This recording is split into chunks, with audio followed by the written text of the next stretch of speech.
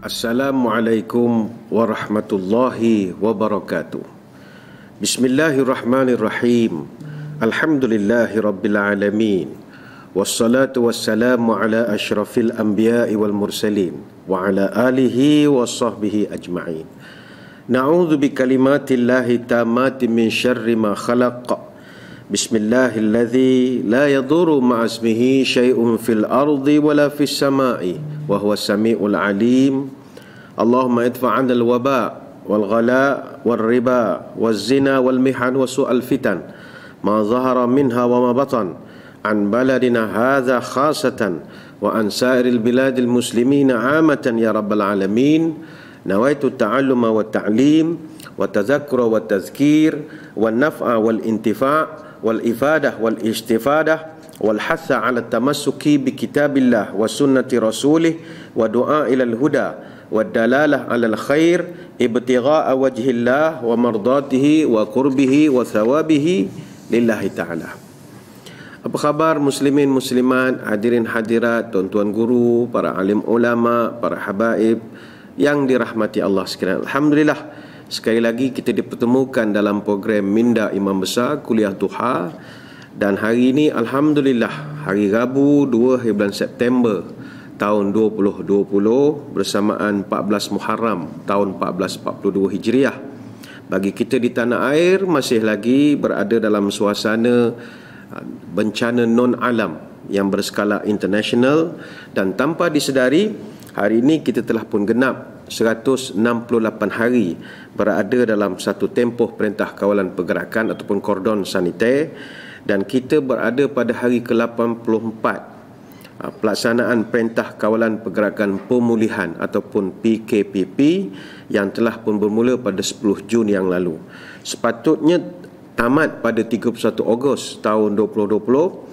Namun pada 28 Ogos baru-baru ini, Yang Berhormat Perdana Menteri telah mengumumkan lanjutan RMCO ataupun Recovery Movement Control Order ini selama 4 bulan lagi dan akan tamat 31 Disember tahun 2020. Maknanya lagi 3 bulan 29 hari lah kita ber-SOP ini.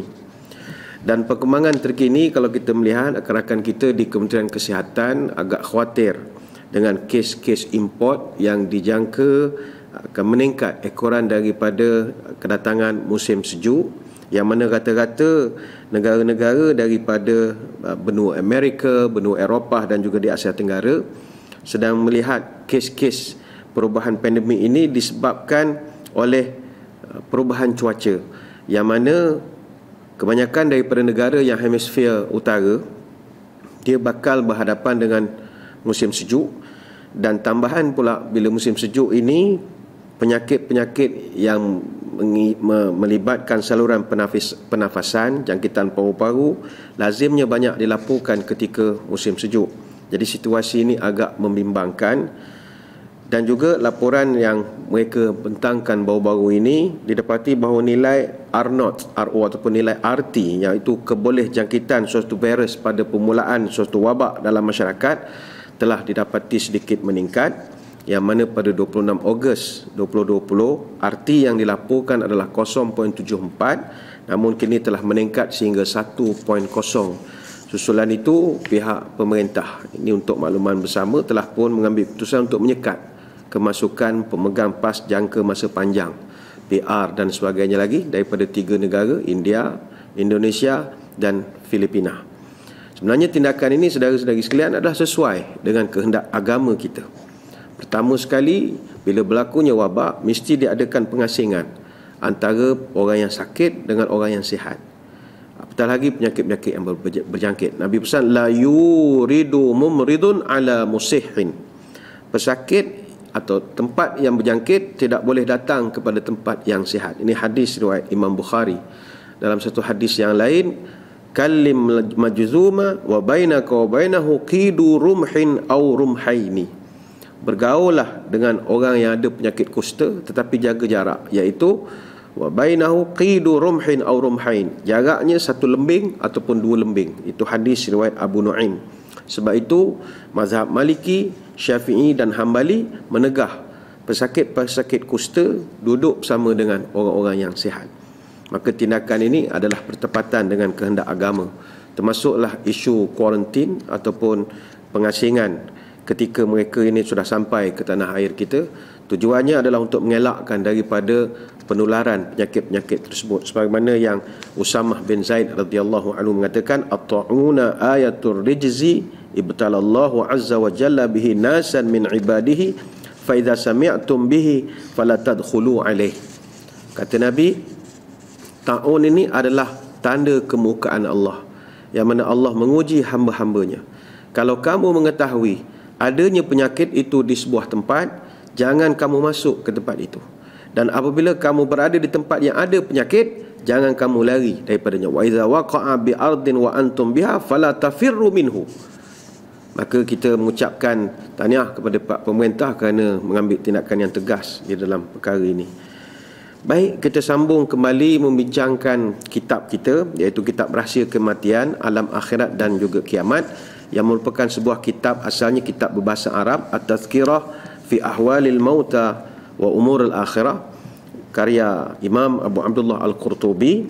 Kitab ini begitu tebal sekali, 1121 halaman, disusun oleh seorang ulama yang sangat kredibel, sangat dikagumi penulisan-penulisan beliau. Beliau adalah seorang ulama tafsir yang terkenal dengan Al-Jami' li Ahkamil Quran, tafsir Qurtubi setebal 20 jilid. Dan hari ini kita membincangkan kitab beliau At-Tazkirah fi Ahwalil Mauta wa Umul Akhirah. Dan kita masih lagi bab yang pertama. Pada yang ada kitab, buka muka surat 161. 161 kita akan bahaskan tajuk himpitan kubur kepada penghuninya. Bismillahirrahmanirrahim. Sabda Rasulullah sallallahu alaihi wasallam, "Hadzal ladzi taharraka lahul 'arsyu wa futihat lahu abwabus samai wa syahidahu 70,000 minal malaikah laqad dumma dhammatan thumma furrija anhu." Nabi pernah bercerita, kata Abdullah bin Umar radhiyallahu anhu, inilah orang, Nabi tak sebut namanya, inilah orang yang telah menggoncangkan arasy Allah yang Rahman, dan dibukakan baginya pintu-pintu langit, disaksikan oleh 70,000 malaikat. Dia hanya dirangkul oleh kubur atau dihimpit oleh kubur dengan sekali himpitan, kemudian dilepaskannya. Hadis riwayat An-Nasa'i. Saudara, hadis ini dibahaskan oleh para ulama, siapakah yang dimaksudkan. Kata Abu Abdurrahman An-Nasa'i mengatakan bahawa orang yang dimaksudkan oleh hadis itu adalah Sa'ad bin Mu'adz radhiyallahu anhu. Ini hadis riwayat An-Nasa'i juga daripada Abdullah bin Umar. Diriwayatkan oleh Syu'bah bin Hajjaj yang dirujuk kepada Aisyah Ummul Mukminin radhiyallahu anha. Beliau berkata, kubur mempunyai himpitan, sehingga jika ada seorang yang selamat daripada himpitannya, maka dia adalah Sa'ad bin Mu'adz. Hannad bin As-Sari berkata, Muhammad bin Fudail meriwayatkan kepada kami daripada bapanya, daripada Ibnu Abu Mulaikah. Dia berkata, tidak seorang pun yang teraniaya oleh himpitan kubur, termasuk Sa'ad bin Mu'adz, yang sapu tangannya sahaja lebih baik daripada dunia dengan segala isinya. Dia berkata, Abdah menyampaikan kepada kami dari Ubaidillah bin Umar daripada Nafi', dia berkata, dia menyampaikan kepadaku bahawa jenazah Sa'ad bin Mu'adz disaksikan oleh 70,000 malaikat dan tidak ada yang turun ke bumi sama sekali. Dia menyampaikan kepadaku bahawa Rasulullah sallallahu alaihi wasallam bersabda, saudaramu dihimpit dalam kuburnya dengan satu kali himpitan. Dalam At-Ta'ah wal Ma'siyah, Ali bin Ma'bad meriwayatkan daripada Nafi', dia berkata, Safiyah binti Abu Ubaid, iaitu isteri kepada Abdullah bin Umar, mendatangi kami dalam keadaan ketakutan. Maka kami bertanya, kenapa? Dia menjawab, tadi saya bertemu dengan beberapa orang isteri Nabi sallallahu alaihi wasallam, lalu mereka menyampaikan kepada saya bahawa Nabi pernah bersabda, seandainya aku di sana, maka aku akan melihat seorang yang bebas daripada azab kubur. Maka Sa'ad bin Mu'adz benar-benar bebas daripada azab kubur, dan dia dihimpit oleh kuburnya dengan sekali himpitan. Saudara sekalian, hadis ini menjadi titik tolak perbahasan para ulama, menunjukkan bahawa ada satu bentuk azab di dalam kubur, iaitu himpitan kubur. Dan Nabi memberitahu secara tepat siapakah orang yang dilepaskan daripada azab kubur itu. Tak lain tak bukan disebut oleh para ulama berdasarkan keterangan para sahabat, beliau adalah Sa'ad bin Mu'az Al-Ansari radhiyallahu anhu. Sa'ad bin Mu'az Al-Ansari ni kita boleh belajar daripada keistimewaan beliau. Nabi SAW dalam hidup Nabi tak cium tangan orang. Itu Nabi punya tabiat. Nabi tidak cium tangan orang. Mak bapak pun Nabi tak cium sebab dia tak ada mak bapak. Nabi lahir yatim piatu. Ya, Nabi tak cium tangan orang. Tetapi kata ulama, ada 3 manusia yang istimewa yang mana Nabi pernah cium tangan mereka. Siapakah orang-orang itu? Pertama sekali Nabi pernah cium tangan adalah Sa'ad bin Mu'az Al-Ansari radhiyallahu anhu. Orang yang kita bincangkan hadisnya pada hari ini. Iaitu dalam riwayat disebutkan satu hari Nabi berjumpa dengan Sa'ad bin Mu'az. Nabi pun bersalam dengan dia. Bila Nabi bersalam, Nabi rasa tangannya begitu keras, kasar sekali. Kulitnya gelap, terbakar. Tangannya melepuh-lepuh hitam dan juga kasar. Lalu Nabi bertanya, "Ma hadzal ladzi iktasabat yadaka?" Wahai Sa'ad, kenapa tanganmu begini? Kasar betul. Maka jawabnya, "Adribu bil marwil mishata fa unfiquhu ala iyali." Kata Sa'ad, "Ya Rasul, tangan saya ni jadi begini, saya ni kerja siang malam ya Rasul. Siang saya bekerja mengolah batu dengan cangkul, malam kerja lain, petang kerja lain, mencari nafkah untuk keluarga saya yang menjadi tanggungjawab dan juga tanggungan saya." Lantas Nabi mengambil tangan Sa'ad dan Nabi cium. Maka kata Nabi, "Hadhihi yadun la tamassuhan naru abada." Kata Nabi, inilah tangan yang takkan disentuh oleh api neraka. Saudara, Sa'ad bin Mu'az ini dia meninggal dalam peperangan Khandaq tahun 5 Hijrah. Dia meninggal kerana luka parah di dalam peperangan Khandaq. Semasa dia menghembuskan nafasnya yang terakhir, dia menghembuskan nafasnya di pangkuan Nabi. Maka ketika dia meninggal, kata Nabi, "Ihtazza 'arsyur rahmani lil mauti Sa'ad bin Mu'az." Kata Nabi, arasy Allah bergegar kerana kematian Sa'ad bin Mu'az. Hadis riwayat Bukhari dan Muslim. Soalan, kenapakah Nabi cium tangan dia? Kenapakah dia dimuliakan oleh Allah? Kerana kata ulama, dia rajin bekerja. Rajin bekerja. Siang malam, pagi petang mencari rezeki tanpa mengabaikan tanggungjawab pada keluarga, kepada diri, kepada agama. Dia tetap bekerja. Artinya saudara, walaupun kita sedang musim susah, jangan jadikan itu alasan untuk jadi golongan buat perabot kursi meja, kepala serabut, duduk saja, tak ada kerja. Tak boleh. Kena kerja. Cari kerja. Kerja ada yang tak ada jawatan. Nak jadi imam besar tak boleh lah. Tapi kerja imam banyak. Itu kerja banyak, jawatan tidak ada. Jangan duduk saja.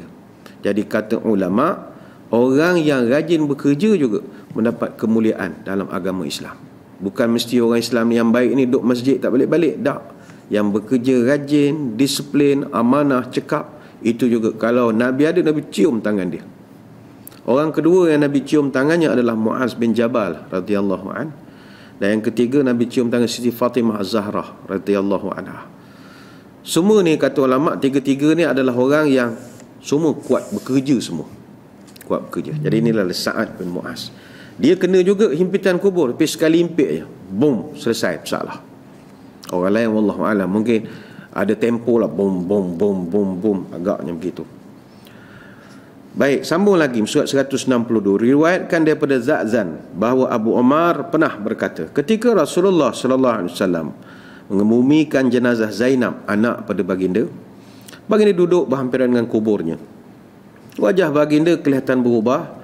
Kemudian Nabi bergerak jauh sikit daripada jenazah, daripada kubur. Maka sahabat bertanya, "Ya Rasulullah, tadi kami melihat wajah Tuan berubah. Lantas Tuan bergerak jauh daripada kubur anak perempuan Tuan. Kenapa?" Maka Nabi menjawab, "Aku teringat akan anak perempuanku dengan segala kelemahannya. Dan aku teringat pada azab kubur. Lalu aku berdoa kepada Allah dan Allah kabulkan doaku sehingga menjadikan kubur anak endaku ini begitu lapang sekali. Demi Allah, anak perempuanku juga nanti akan dihimpit oleh kubur dengan sekali himpitan, yang mana terdengar himpitan itu bunyinya daripada barat sampai ke timur. Sedang anak Nabi itu ya. Satu riwayat yang dirujuk kepada Ibrahim Al-Ghanawi daripada seorang lelaki, dia berkata, ketika aku sedang bersama Aisyah, di hadapan kami lalu jenazah seorang budak kecil lelaki, dan tiba-tiba beliau menangis. Lantas aku bertanya kepadanya, apakah yang membuat kamu menangis, wahai Ummul Mukminin? Maka Aisyah menjawab, aku menangisi budak kecil ini kerana aku kesian kepadanya dengan himpitan kubur yang akan menimpanya. Maknanya ada juga, walaupun budak kecil, mungkin perlahan sajalah. Muka surat 163, dalam Al-Madinah, Umar bin Sya'bah meriwayatkan satu kisah. Ketika Fatimah binti Asad, iaitu ibu kepada Sayyidina Ali bin Abi Talib radhiyallahu anhu, meninggal dunia, mana ketika Fatimah meninggal dunia, dia berkata, semasa Nabi SAW sedang bersama para sahabat, datang seseorang memberitahu kepada Nabi bahawa ibu kepada Ali, Ja'far dan Uqail meninggal dunia. Lalu baginda pun berkata, berdirilah kamu semua bersama kami untuk ibuku. Maka kami pun berdiri kebingungan, seakan-akan di atas kepala kami ada burung yang sedang bertenggek. Ketika sampai di pintu utama, kami berhenti dan baginda membuka baju luarnya sambil bersabda, jika kamu mengkafankannya nanti, tolong letakkan bajuku itu di bawah kain kafannya. Ketika mereka membawa jenazahnya keluar, Nabi memikulnya sekali. Setiap kali baginda segerakan langkah, dan setiap kali juga baginda akan lambatkan langkah. Maknanya sekejap laju, sekejap perlahan. Sekejap laju, sekejap. Masa Nabi mengusung jenazah Fatimah binti Asad. Kemudian bila sampai di kubur, baginda memasukkan jenazah ke dalam liang lahat. Sesudah itu Nabi keluar dan berkata, masukkanlah jenazah ini dengan menyebut Bismillah, maknanya dengan nama Allah, dan sebutlah ala ismillah, atas nama Allah. Bismillah ala ismillah, ala ismillah. Setelah dikebumikan, baginda pun berdiri. Kemudian Nabi bersabda dan berdoa, semoga Allah memberi balasan kebaikan terhadapmu kerana kamu adalah ibu dan pengasuh yang sangat baik. Kami lalu bertanya, kenapa Nabi buka baju luar, banyak baju jubah luar, dan masukkan ke dalam liang kubur? Maka Nabi menjawab, aku tidak mahu dia disentuh oleh api neraka selama-lamanya. Kalau Allah berkehendak, nescaya Allah akan lapangkan kuburnya, dan tidak seorang pun yang boleh selamat daripada himpitan kubur kecuali Fatimah binti Asad. Kami bertanya, adakah anakmu Al-Qasim juga tidak menerimanya? Baginda menjawab, tidak juga Ibrahim, kerana mereka dua adalah yang paling kecil dari kalangan ahli kubur. Jadi tuan-tuan sekalian, itu apa yang dirakamkan oleh tuan kitab berkenaan tentang suasana dalam kubur. Sampaikan Nabi dalam beberapa peristiwa ketika mengkebumikan para sahabatnya, termasuklah Fatimah binti Asad, ibu mak saudaranya yang menjaganya daripada kecil. Nabi pun doa supaya khusus dia ni selamat daripada azab, dan disebutkan himpitan daripada kubur. Sebab itu saudara-saudari sekalian, alam barzah ini mustahak untuk kita pelajari. Kita nak belajar tentang alam barzah ni supaya kita buat persediaan. Sebab itu Uthman bin Affan radhiyallahu anhu, kalau dia lalu kawasan kubur, dia akan menangis sehingga basah janggutnya, sampai orang bertanya, tazkurul jannah wan nar wala tabki wa tabki min hadha. Sahabat tanya kepada Uthman, kami tengok tuan kalau orang bercerita pasal syurga, pasal neraka, tuan relax je, tak menangis. Tapi wa tabki min hadha, tapi bila lalu kubur tuan menangis, apa hal? Maka dijawab oleh Uthman, innal qabra awwalu manazilil akhirah, fa in naja minhu fama ba'dahu aisaru minhu, wa in lam yanju minhu fama ba'dahu asyaddu minhu. Kata Uthman, sesungguhnya liang lahat atau kubur ini adalah permulaan perjalanan akhirat. Kalau seorang selamat daripada azabnya, maka perjalanan selanjutnya sangat mudah. Namun jika dia tidak selamat, maksudnya tidak selamat daripada seksaannya, maka seksaan selanjutnya itu jauh lebih kejam lagi. Hadis riwayat Imam At-Tirmizi. Lalu kubur menangis, sebab kubur ada seksaannya. Dia kubur ni, kata ulama, seksaannya sudah bermula ketika masuk lagi. Masuk saja kubur, terus akan bermulalah ujian demi ujian yang akan kita lalui. Bukan masuk tu terus tidur, ada ujian demi ujian. Dalam Al-Fatawa Al-Hadithiyah, Ibn Hajar Al-Haytami mencatatkan, wa fi mursalid dha'if ziyadat ithnain akharin wa huma nakur wa ruman fa alaihi takunul malaikati alladhi yas'aluna arba'ah. Dalam hadis mursal yang dhaif, ada penambahan 2 lagi malaikat yang akan menguji kita di dalam kubur, iaitu dinamakan sebagai nakur dan juga ruman. Jadi kata ulama, fa'alai takun malaikat alladhi yas'aluna arba'ah, maka ada 4 malaikat yang akan bertugas untuk menyoal kita ketika dalam kubur. Itu saja sudah menjadi satu azab yang pertama. Dan ini pernah kita ceritakan tentang nakur dan ruman ini, yang mana ketika mereka masuk dalam kubur tanya soalan, dia suruh kita tulis jawab soalan bertulis. Maknanya dalam kubur nanti ada ujian bertulis, ada ujian lisan. Ujian lisannya daripada muka nakir, marabuka dan sebagainya. Ada pula ujian lisan, ada ujian bertulis pula lagi, naku dan ruman. Sebab aku kata, tuliskan segala amalmu. Hayhati kafnaka kartasaka wa madadaka rikuka wa qalamuka asba'uka. Mayat jawab, saya nak tulis pakai apa? Pen tak ada, kertas tak ada, apa pun tak ada. Apa jawab malaikat naku dan ruman? Gunakan kain kapan buat kertas. Kain kapan jadi kertas. Air liur jadikan sebagai dakwat, dan jari jadikan sebagai pen ataupun kalam. Mayat tu pun ambil lah, tulis-tulis sikit-sikit, panjang-panjang. Summa yatwil malakul qit'atu wa yal'iquha fi 'unuqih. Lalu malaikat akan lipat report yang kita buat pada kain kapan, digantungkan pula pada leher kita. Sehingga kan dalam riwayat menyebutkan, wa in kana ghaira katib fi dunya fayadhkuru hina idzin hasanatu wa sayyi'atu ka yaumun wahid. Mayat itu kalau dia buta huruf sekalipun, dalam kubur dia akan diberikan bakat menulis juga. Boleh juga menulis. Walaupun masa sebelum dia hidup, sebelum mati, dia ni buta huruf. Itu saja sudah menampakkan duduk dalam kubur ini bukan bersenang lenang. Bukan bersenang lenang. Kita doa kepada Allah, Allah mempermudahkan. Sebab itu kata ulama, himpitan kubur adalah salah satu daripada rangkaian azab yang menanti. Dia keseluruhan ada 5. Pertama sekali azab kubur adalah diperlihatkan neraka jahanam. Itu adalah azab. Diperlihatkan neraka jahanam.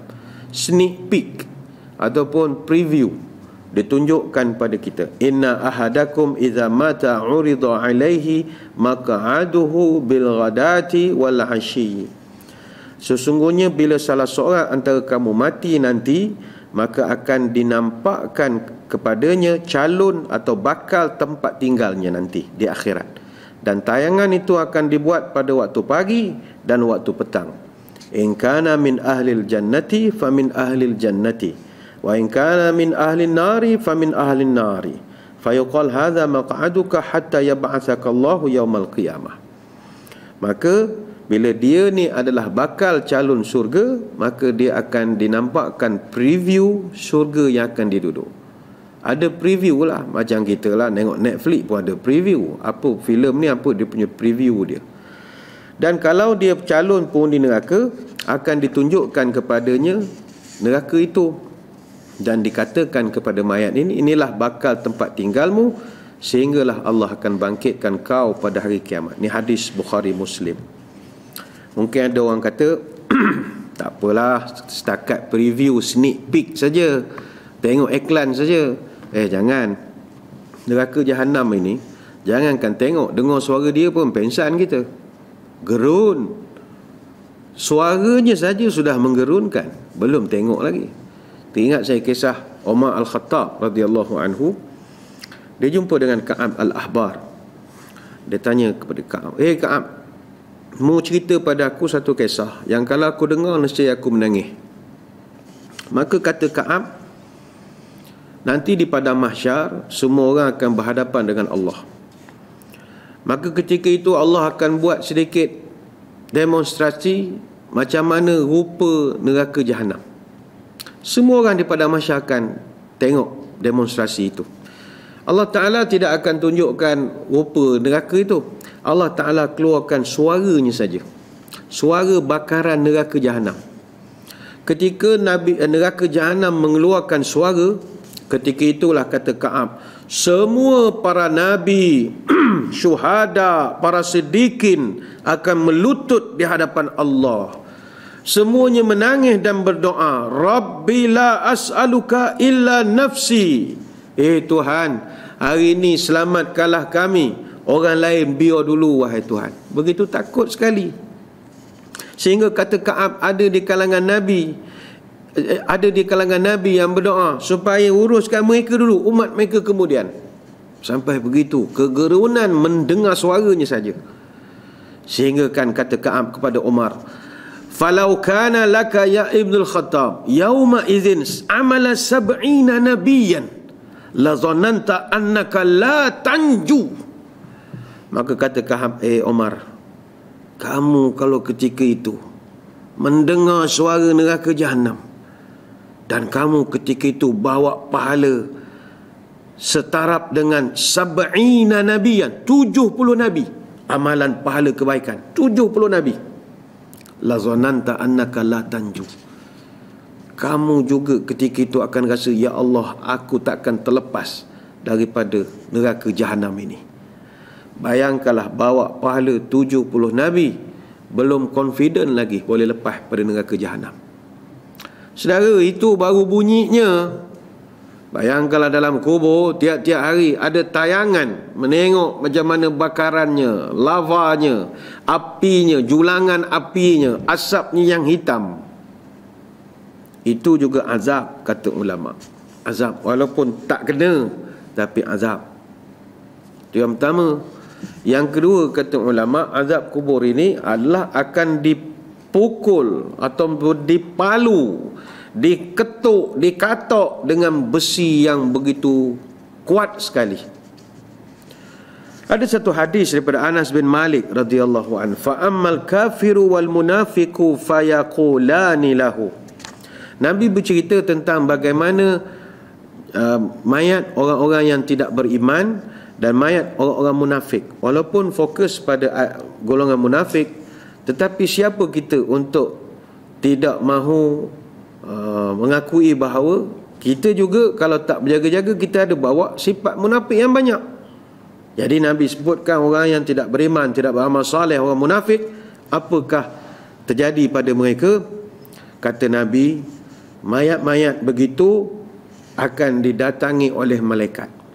Lalu malaikat tanya kepada mereka, ma kunta taqulu fi hadzal rajul. Mayat ini akan dibawakan kepada mereka, barangkali lah, ini kita tidak, ini penjelasan saja. Dibawa satu gambar. Gambar tu gambar Nabi kita. Foto ke apa, wallahu a'lam. Malaikat tanya, ma kunta taqulu fi hadzal rajul. Apa pandangan kau terhadap laki-laki ini? Maka mayat-mayat ini menjawab, fayaqulu la adri kuntu aqulu ma yaqulun nas. Mayat-mayat ini dengan jujur menjawab, minta maaf cik malaikat, kami tak kenal. Siapa gambar ni? Siapa gambar orang dalam gambar ini? Malaikat marah, fayaqulani la daraita wala taraita. Malaikat kata, macam mana engkau boleh tak tahu? Apakah engkau tak sekolah? Adakah engkau tidak membaca? Tak pernah kenal dengan orang ini? Yalah, orang-orang bukan Islam, orang-orang yang tak suka agama, mana dia kenal Nabi? Kita sendiri hidup tahun 2020, 1442, kenal Nabi? Rupa siapa? Nabi kita rupa siapa? Ada orang kata Habib-habib tertentu tu, itu klaim Itu klaim.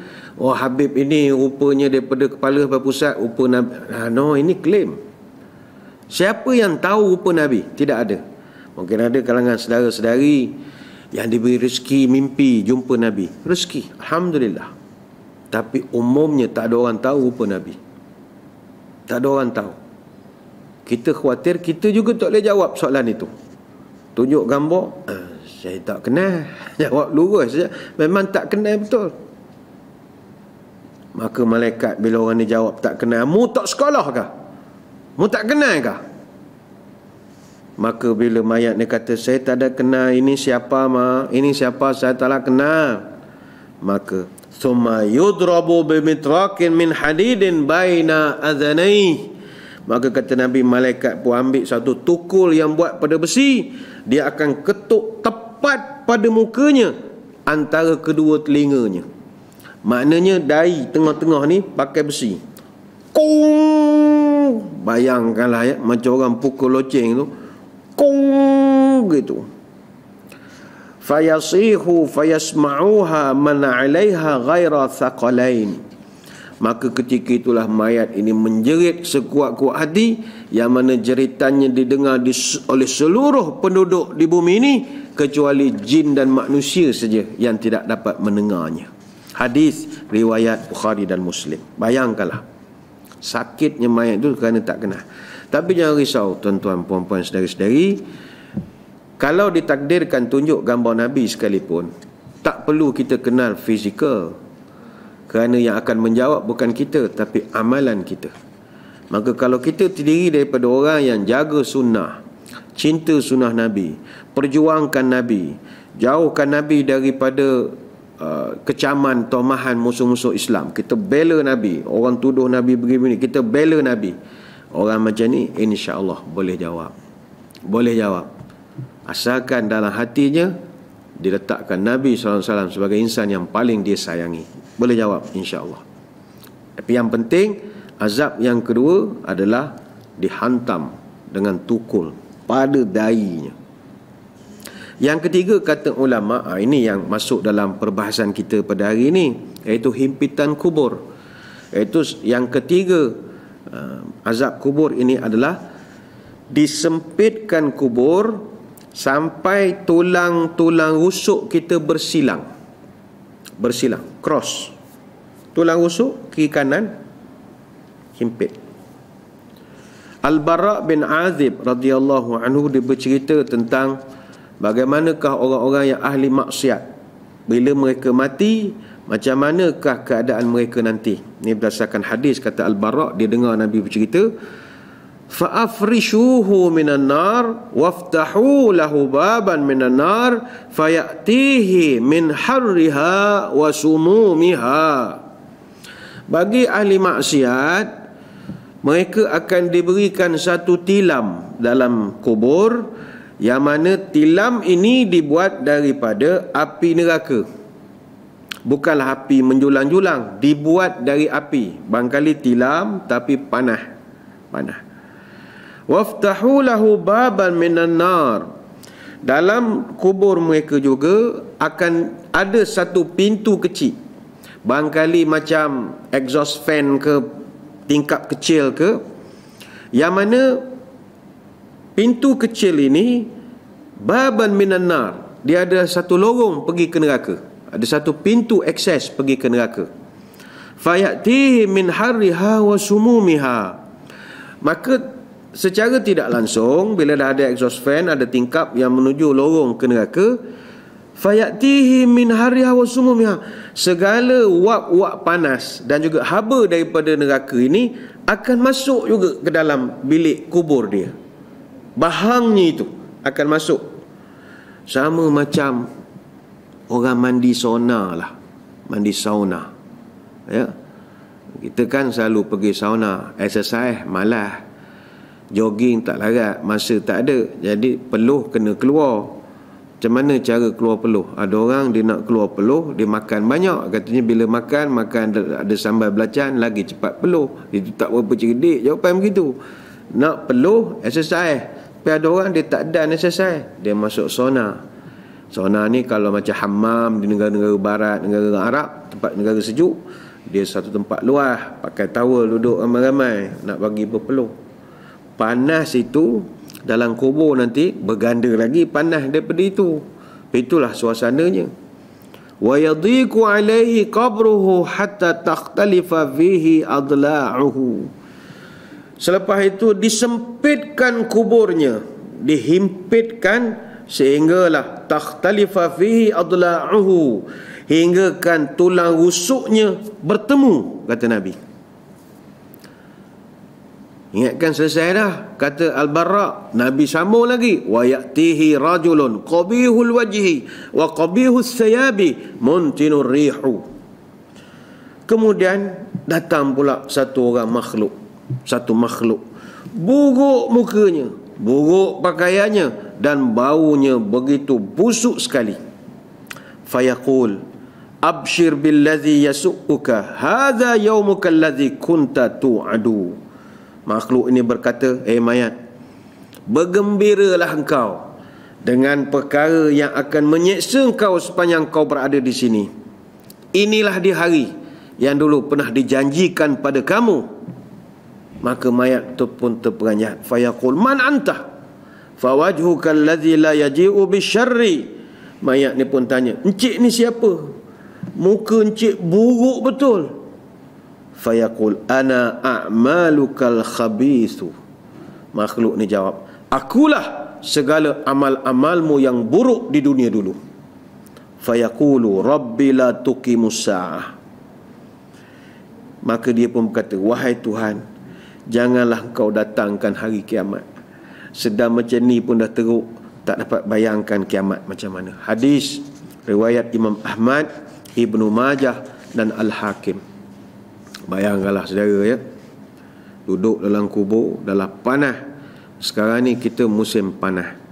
Tuan-tuan naik kereta, naik bas, syok aircon, naik motor sekali nak tahu, rasa macam barbecue. Tangan lengan kita ni semua panas betul. Panas. Sampai di rumah, kalau rumah tak berekon, atap zinc, bumbung pulak rendah, rasa duduk dalam sauna, berpeluh-peluh. Tu yang ramai rajin pergi ofis sekarang ni. Ofis ada aircon, boleh duduk dalam aircon. Rumah panas, balik kampung panas. Bayangkanlah kubur nanti, dia punya haba pada neraka masuk bahangnya ke dalam kubur. Na'udzubillah, na'udzubillah. Bala betul. Dan tambah lagi, himpit pula di kubur. Macam dalam riwayat yang kita baca dalam kitab kita, Sa'ad bin Mu'az radhiyallahu anha, Fatimah binti Asad, ibu kepada Sayyidina Ali, pun kena, tetapi sekali himpitan. Maknanya macam sandwich, masuk, cukuplah. Macam kita roti canai, bila sudah siap, taruh tu, orang penebang roti tu akan sekalilah roti tu, kemudian akan serve. Ini tak, masuk, bayangkanlah kita esok ya. Na'udzubillah, kita tak minta pada Tuhan, janganlah kena. Itu yang ketiga. Dan tadi Nabi sebutkan lagi tambahan, datang pula satu makhluk, muka buruk, baju hodoh buruk, bau pula busuk melantun. Kita jangankan makhluk yang begitu, kita sama kawan-kawan pun kalau dia tak pakai deodoran apa semua, tak daya kita duduk sebelah dia, hangit, tak daya bau. Ataupun kita bawa motor, duduk belakang lori bawa sisa pepejal, macam bawa sampah. Bukan kata orang bawa sampah ni tak bagus, tak, nak cerita perasaan duduk belakang lori bawa sisa pepejal. Itu bawa lori, sekejap saja. Kalau kat traffic light, api hijau kan, kita potonglah dia balik, selesai masalah. Bukanlah daripada Kuantan sampai Kuala Lumpur kita ngikut dia 2 jam 3 jam, dah. Ni dalam kubur dia duduk tercokor je sebelah kita, duduk sebelah, bau tak selesa. Itu juga azab, kata ulama. Yang keempat, azab kubur ni tambahan daripada tuan kitab, dirobek-robek mulutnya, dimasukkan ke dalam pembakar, dipecahkan kepala atas batu, diseksa dengan direndam dalam sungai yang penuh dengan darah. Setiap kali dia nak keluar daripada sungai, dia akan dilempar semula batu masuk dalam mulut dia. Ini merupakan rangkaian peristiwa yang Nabi gambarkan semasa perjalanan Isra' wal Mi'raj dia, yang mana dalam peristiwa itu Nabi minta penjelasan kepada Jibril dan juga Mikail yang merupakan pengiring Nabi semasa peristiwa itu. Ini hadis riwayat Imam Bukhari. Fa akhbirani amma ra'aitu, wahai pengiring-pengiringku sekalian, cuba explain apa yang saya nampak ni, apa maksud di sebaliknya. Qala na'am, amma alladhi ra'aitahu yushaqqu shidquhu fakadzabun. Baiklah ya Rasul, adapun orang yang Tuan tengok dia sedang merobek-robek mulutnya, mengoyak-ngoyakkan mulutnya, itu adalah pembohong. Dia kerja atas dunia, suka menipu. Yuhaddithu bil kazbati fatuhmalu anhu hatta tablughal anfaqa fayusna'u bihi ila yaumil qiyamah. Orang ni dulu dia kalau bercakap, yang mana cakap itu adalah semua bohong, dan pembohongannya itu adalah pembohongan yang viral, yang tersebar luas. Kalau bohong sama kita 2-3 orang habis itu lain sikit. Ini satu Malaysia ditipunya, mungkin satu dunia lah ditipunya. Maka orang ini akan diseksa dengan seksaan gitu sampai hari kiamat. Dia koyak-koyakkan mulutnya itu. Wallazi ra'aitahu yusdaku ra'suhu farajulun 'allamahu Allahul Qur'an fanama anhu bil-lail wa lam ya'mal fihi bin-nahari yuf'alu bihi ila yaumil qiyamah. Adapun orang yang Tuan tengok tadi, dia pecahkan kepalanya, dia pecahkan katuk kepala, adalah orang yang mana Allah telah berikan padanya ilmu Al-Quran, tetapi dia malas beribadah dan mengamalkan. Waktu malam dia tidur, tidak bangun untuk solat malam, dan pada waktu siang dia tidak mengamalkannya, maka dia akan diseksa dengan seksaan itu, ketuk kepala sampai hari kiamat. Wallazi ra'aitahu fi thaqbim fahumul zannatu. Adapun orang yang Tuan lihat diseksa dalam pembakar macam oven, microwave, mereka adalah orang-orang yang berzina. Wallazi ra'aitahu fin nahri akilur riba. Adapun orang yang Tuan tengok direndam dalam sungai darah, itu adalah orang yang masa hidup di dunia suka makan duit daripada hasil riba. Ini hadis riwayat Imam Bukhari. Jadi kata Tuan kitab, ini juga adalah bahagian daripada seksaan kubur. Peristiwa yang Nabi nampak dalam Isra' Mi'raj itu adalah seksa kubur. Itu yang keempat. Yang kelima, kata ulama, bentuk seksaan kubur adalah dikoyak-koyak oleh ular-ular yang besar dan juga ganas. Ada satu hadis sahih daripada Abu Umamah Al-Bahili radhiyallahu an. Fa idza ana bin nisa'in tanhashu sadyahunnal hayatu. Nabi bercerita pada sahabat apa yang dia dinampakkan. Kata Nabi, tiba-tiba aku tengok segolongan wanita yang mana payudara mereka dirobek atau dikoyak-koyakkan oleh ular yang ganas. Nabi bertanya malaikat, faqultu ma balu haula'i, wahai malaikat, kenapa jadi begitu? Faqal allawati yamna'na auladahunna albanahunna. Malaikat jawab, mereka adalah wanita yang tidak mahu menyusukan anak-anaknya tanpa alasan yang syar'i. Ini hadis riwayat Ibnu Hibban, Ibnu Khuzamah dan juga Syekh Mubil dalam kitab Jami'us Sahih. Iaitu ulama mensyarahkan ialah wanita yang tidak mahu menyusukan anak ini, iaitu tidak memberi nutrisi yang baik kepada anaknya. Artinya kalau ibu-ibu tak nak menyusukan anak, pastikan alasannya adalah alasan yang syar'i. Jangan sengaja tak nak menyusukan. Kalau perempuan ada penyakit, itu cerita lain, syar'i lah. Ada hepatitis B, A, memang tak boleh menyusukan anak. Ataupun ada orang fizikalnya itu memang sukar untuk nak menyusukan anak, ataupun dia tak menyusukan anaknya lagi atas faktor-faktor yang syar'i, itu tak ada masalah. Ini yang sengaja-sengaja ada balasan untuk mereka. Maka saudara-saudari sekalian, melihat kepada rangkaian azab-azab yang ada di dalam kubur, marilah kita tanya pada diri kita, apa preparation kita untuk selamat daripada benda-benda ini? Apa persiapan? Baik, tuan kitab bawakan satu riwayat. Kata Anas bin Malik radhiyallahu anhu, ada 7 pahala yang tetap akan berjalan selepas daripada kematian seseorang. Yang mana dalam hadis Nabi menyebut, an Anas radhiyallahu anhu qala Rasulullah sallallahu alaihi wasallam, sab'un yajri lil 'abdi ajruhunna wa huwa fi qabrihi ba'da mautihi man 'allama 'ilman aw ajra nahran aw hafara bi'ran aw gharasa nakhlan aw bana masjidan aw waratha mushafan aw taraka waladan yastaghfiru lahu ba'da mautih. Kata Anas, Nabi menyebut 7 perkara yang pahalanya tetap mengalir kepada seorang hamba walaupun dia sudah terbaring dalam kuburnya, iaitu dia meninggal dunia. Pertama sekali adalah mengajarkan ilmu. Mengajarkan ilmu. Yang kedua, mengalirkan sungai. Yang ketiga, menggali perigi. Menggali perigi ini banyak manfaatnya, iaitu kita beri air kepada orang. Sebab itu ada masanya macam kita di Kuantan ataupun di tempat-tempat yang lain, ada masa musibah gangguan bekalan air. Jadi kita mengambil kesempatan kepada rakan-rakan kita yang duduk di syarikat-syarikat pengurusan air, perbadanan air, buatlah yang terbaik.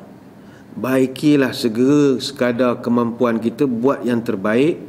Sebab Nabi pernah menyebutkan ada seorang lelaki masuk surga kerana beri anjing minum. Beri anjing minum, bukan arnab, bukan kura-kura, bukan kucing. Anjing. Beri anjing minum, masuk surga orang itu. Maka bayangkanlah kalau tuan-tuan bekerja bersungguh-sungguh, bukan nak beri anjing minum, beri orang. Kawasan perumahan, ibu-ibu nak menyiapkan makanan anak-anaknya, buka paip tak ada air. Anak-anak nak pergi sekolah pagi-pagi, tak ada air. Bayangkanlah, masjid tak ada air. Masjid sekarang ni, untuk makluman syarikat-syarikat pengurusan air, kami tidak dibenarkan menggunakan air kolah. Jadi air kolah yelek, kita tak simpan air atas dasar peraturan berdasarkan pandemik ini. Jadi semua orang ambil air wuduk daripada paip. Bayangkanlah tak ada air.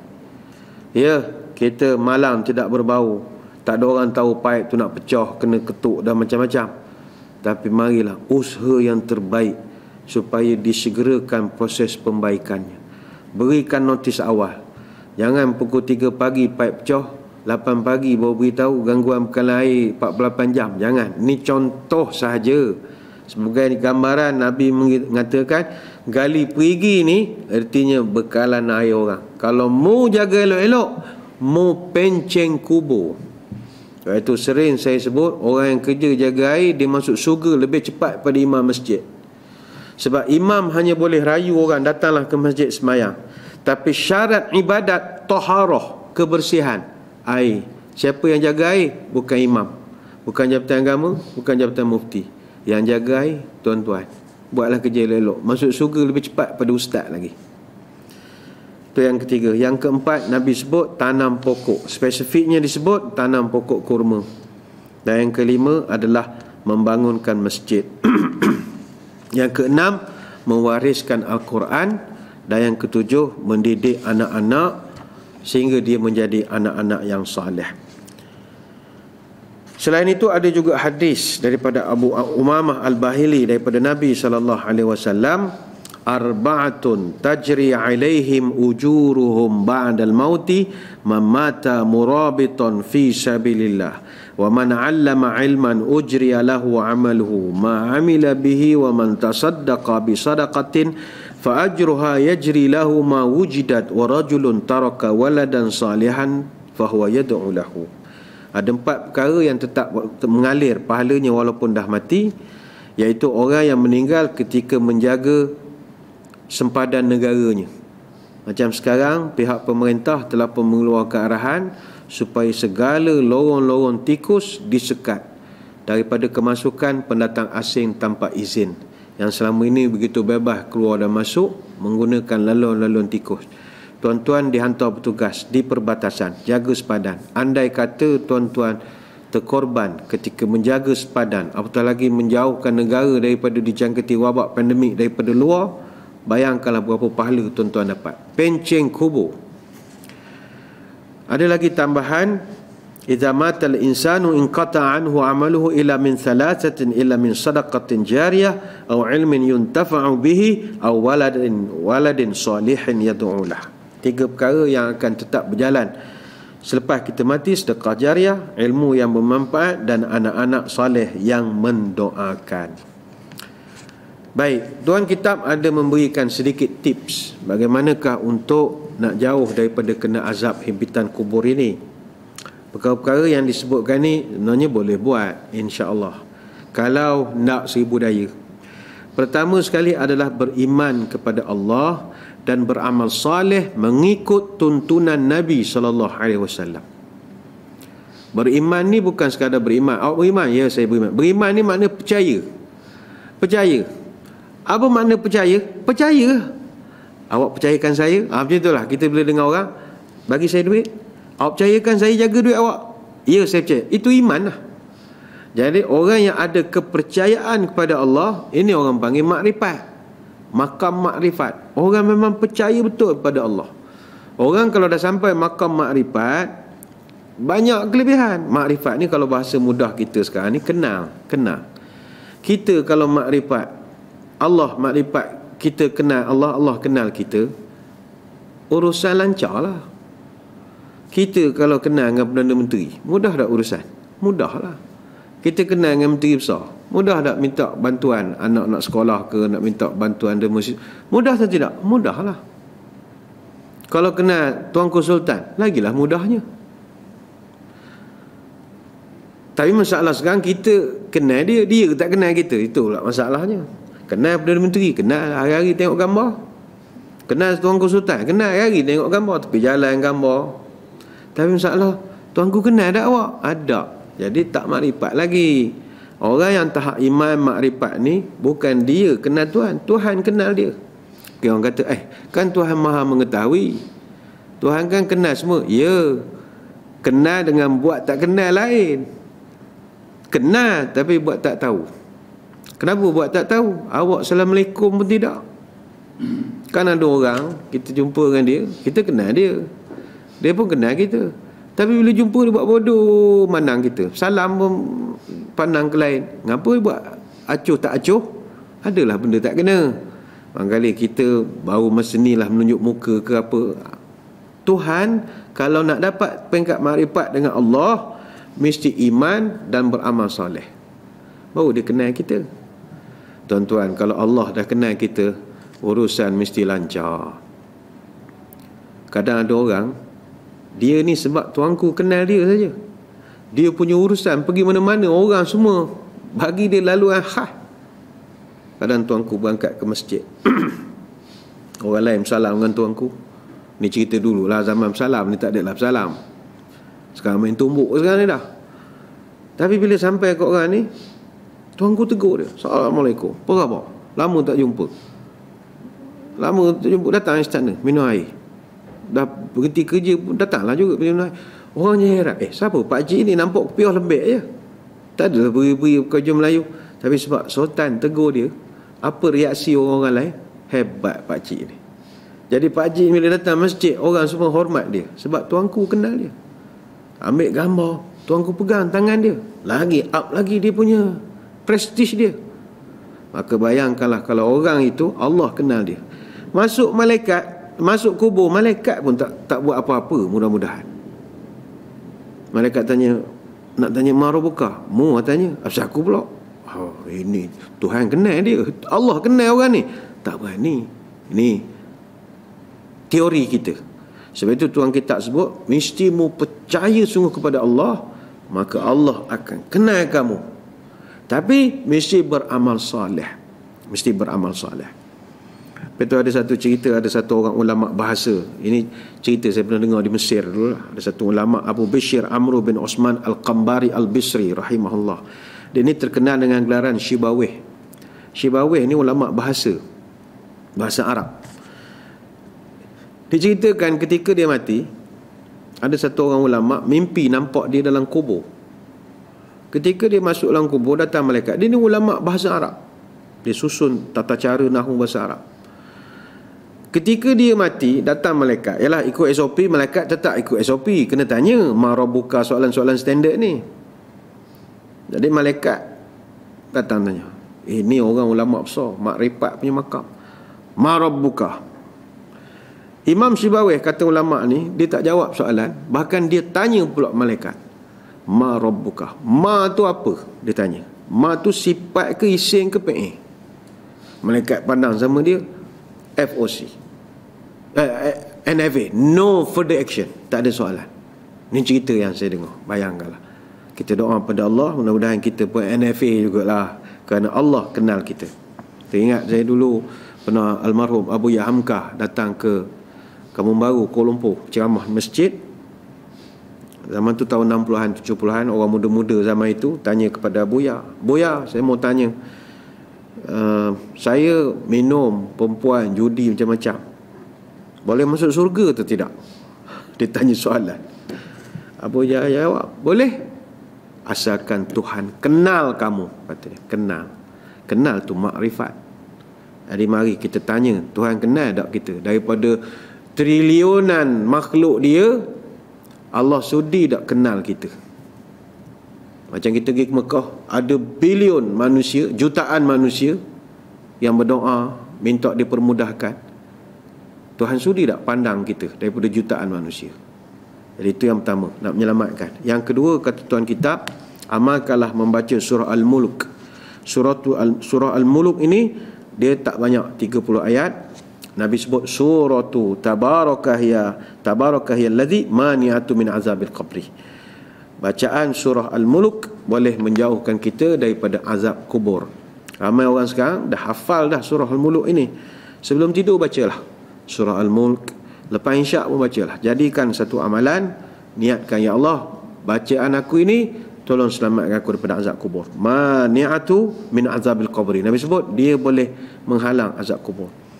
Yang ketiga, orang yang boleh dapat keselamatan di alam kubur, orang yang meninggal pada malam Jumaat atau pada hari Jumaat. Ma min muslim yamutu yaumal jumu'ati aw lailatal jumu'ati illa waqahu Allahu fitnatal qabri. Hadis riwayat Ahmad. Mana-mana orang Islam yang meninggal pada malam Jumaat, pada siang Jumaat atau malamnya, maka Allah akan pelihara dia daripada fitnah kubur. Hadis riwayat Imam Ahmad. Yang keempat, orang yang meninggal kerana sakit dalam perut. Ini juga dapat keistimewaan. Man qatalahu batnuhu lam yu'azzab fi qabrihi. Hadis Tirmizi. Siapa-siapa yang menderita sakit di dalam perut dan dia meninggal, maka dia tak akan diazab dalam kubur. Sakit dalam perut ni ada macam-macam. Gastrik, appendix, termasuklah penyakit-penyakit saluran gastro-usus yang melibatkan saluran pencernaan kita, kanser usus besar, polip, buasir, semelit, alahan, penyakit Crohn, ulcer dan macam-macam lagi yang mengibatkan perut. Janganlah tuan-tuan hak tak ada sakit buat pula sakit. Janganlah begitu. Ini kelebihan untuk orang yang menderita, Tuhan uji begitu. Yang kelima, ar-ribat fi sabilillah. Orang yang jaga sempadan tanah air daripada dimasuki oleh musuh-musuh. Sepanjang operasi dia seolah-olah tak inti-inti beribadat, kata Nabi. Sahabat pernah tanya, ya Rasul, apa amalan yang setara dengan orang yang berjihad menjaga sepadan tanah airnya? Nabi jawab, ma ya'dilul jihadu fi sabilillah. Tidak ada sebarang ibadah yang boleh menandingi. Sahabat tanya 3 kali, tidak ada, tak boleh dikomparekan, kata Nabi, orang yang ibadat. Orang yang ibadat dengan orang yang jaga sepadan tanah air ini. Itu yang kelima. Yang keenam, orang yang selamat daripada fitnah ataupun ujian kubur adalah orang yang mati syahid. Kecuali Nabi sebut orang itu ada hutang yang dia sengaja tak nak bayar. Kalau dia mati dalam keadaan hutang masih ada, dia bayar setiap bulan, tapi dia meninggal, itu cerita lain. Dia dah membayar, cuma tak ada habis je. Yang ni memang sengaja tak nak bayar. Makan kedai, roti canai nasi lemak tiap-tiap hari, tulis buku, patut bayar, dia tak nak bayar, lama-lama mati syahid sekalipun tak lepas. Kecuali tokek kedai tu halalkan je lah, seolah-olah begitu. Yang ketujuh, orang yang selamat daripada azab kubur adalah orang yang menjaga kebersihan dan kesucian daripada najis ketika membuang air kecil. Sampai Nabi sebut, amatu azabil qabri fil baul fastanzihu minal baul. Hadis riwayat Bazzar. Majoriti manusia diazab dalam kubur kerana masalah buang air kecil, iaitu tak cakna kebersihan. Fastanzihu minal baul, maka bersucilah kamu ketika buang air kecil. Baik itu bagi orang Islam, elok lepas buang air kecil istibrak dan tanahuh. Mana lepas buang air kecil batuk sikit supaya pastikan semuanya keluar. Batuk tak perlu banyak kali, cukup sikit batuk orang kaya saja. Gitu. Jangan batuk macam nak beranak. Itu nak bersalin dia, untuk pastikan keluar habis-habis. Itulah saja. Yang ke-8, orang yang selamat pada azab kubur, kata tuan kitab, orang yang berwasiat kepada keluarganya untuk tidak meratapi, meraung-raung ketika dia meninggal. Ni kita dah bahaskan minggu lalu. Yang ke-9, orang yang tidak menjadi pengadu domba. Nabi cerita ada satu kubur, dua kubur, mayatnya sedang diazab. Amma ahaduhuma fakana la yastatiru minal baul. Kubur pertama diazab sebab tak cakna buang air kecil. Wa amal akharu fakana yamshi bin namimah. Kubur yang kedua diazab sebab dia ni orang berjalan bawa mulut, orang busybody, orang suka memviral-viral. Hadis Bukhari Muslim. Yang ke-10, orang yang menjaga Al-Quran dan tidak melalaikan semayang fardu. Yang ke-11, orang yang jenazahnya disolatkan lebih daripada 40 orang. Ni kita dah banyak kali bahaskan. Yang ke-12, jauhi zina, boleh selamat pada azab kubur. Yang ke-13, jangan makan duit riba. Dan yang ke-14, orang yang minta daripada Allah perlindungan daripada azab kubur setiap hari dalam doanya. Sebab itu sunat kita membaca doa, Allahumma inni a'udzubika min azabi jahannam wa min azabil qabri wa min fitnatil mahya wal mamati wa min syarril masihid dajjali. Hadis riwayat Imam Muslim. Ya Allah, ketika ni doa baca dalam tahiyat ni, tahiyat akhir sebelum kita membaca fil alamin innaka hamidum majid, sebelum assalamualaikum warahmatullahi, sunat baca ya Allah jauhkan aku daripada azab neraka jahanam, azab kubur, daripada fitnah kehidupan dan juga kematian, dan juga jauhkan aku dari kejahatan Dajjal. Dan ulama dulu tak tinggal bacaan ini. Imam At-Tawus misalnya, dia akan suruh anaknya ulang balik semayang kalau dia tak baca doa tu dalam tahiyat akhir dia. Jadi golongan-golongan ini insya-Allah selamat daripada himpitan kubur dan lain-lain azab yang disediakan dalam kubur. Banyak nak terangkan tapi masa kita tak begitu mengizinkan. Sekadar itu sembang-sembang kita pada kesempatan minggu ini. Sekali lagi kita mengucapkan ribuan terima kasih khusus kepada rakan-rakan kita dari Pusat Kutipan Zakat, Majlis Agama Islam dan Adat Resam Melayu Pahang yang sudi membawakan kepada kita kuliah duha minda Imam Besar ini. Masih juga pada saudara-saudari yang sudi memberi perhatian. Mohon maaf sebarang kekurangan. Moga-moga kita dapat bertemu lagi pada lain-lain kesempatan. Sebelum berpisah, marilah kita menadah tangan berdoa. Moga majlis diberkati ilahi. A'udzubillahi minasyaitonirrajim. Bismillahirrahmanirrahim. Allahumma salli wa sallim ala Sayyidina Muhammadin salatan tukhrijuna biha min zulumatil wahmi. Allahumma in kana rizqina fis sama'i fa inzilhu wa in kana fil ardi fa akhrijhu wa in kana mu'siran fayassirhu wa in kana haraman fatahhirhu wa in kana ba'idan faqarribhu bihaqqi duhaika wa bahaika wa jamalika wa quwwatika wa qudratika atina ma ataita ibadika salihin. Ya Allah, kalau rezeki kami masih di langit, turunkanlah. Kalau di bumi, keluarkanlah. Kalau susah, permudahkanlah. Kalau haram, sucikanlah. Kalau jauh, dekatkanlah. Berkat waktu duhamu, berkat kecantikanmu, keindahanmu, kekuasaanmu, limpahkanlah kepada kami segala yang telah engkau limpahkan kepada hamba-Mu yang saleh. Subhanakallahumma wa bihamdika nasyhadu an la ilaha illa anta nastaghfiruka wa natubu ilaik. Wa sallallahu ala sayyidina Muhammadin wa ala alihi wa sahbihi wa baraka wasallam. Alhamdulillahi rabbil alamin. Wabillahi taufiq wal hidayah. Wassalamualaikum warahmatullahi wabarakatuh. Wallahu a'lam.